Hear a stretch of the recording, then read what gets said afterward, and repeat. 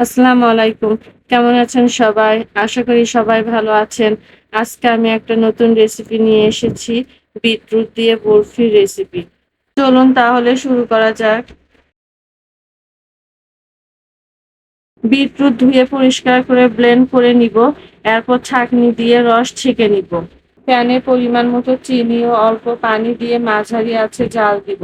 চিনি গলে গিয়ে যখন বুদবুদ উঠবে এবং আঙ্গুল দিয়ে দেখলে আঠালো বা একতারের মতো মনে হবে, তখন বুঝবো শিরা তৈরি হয়ে গেছে। বিটরুট রসের ভিতর কর্নফ্লাওয়ার দিয়ে ভালো করে মিশিয়ে নিব। এরপরে মিশ্রণটি ফুটন্ত চিনির শিরার মধ্যে ঢেলে দিব এবং ঘন না হওয়া পর্যন্ত নাড়তে থাকবো।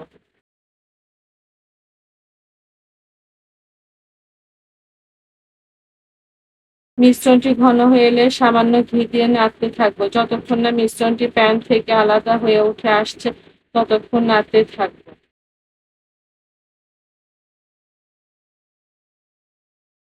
মিশ্রণটি যখন প্যান থেকে সম্পূর্ণ আলাদা হয়ে উঠে আসবে, তখন বোঝা যাবে আমার বরফিটা একদম রেডি হয়ে গেছে। মিশ্রণটি একটি পাত্রে ঢেলে সমান করে নিব। উপরে বাদাম কুচি ছিটিয়ে দিব এবং ঠান্ডা হলে পছন্দ মতো বরফি আকারে ছোট ছোট কেটে পরিবেশন করব। আশা করি রেসিপিটি আপনাদের ভালো লেগেছে। এরকম রেসিপি ভিডিও পেতে আমার চ্যানেলটি সাবস্ক্রাইব করুন এবং আমার পেজটি ফলো করুন। আল্লাহ হাফেজ।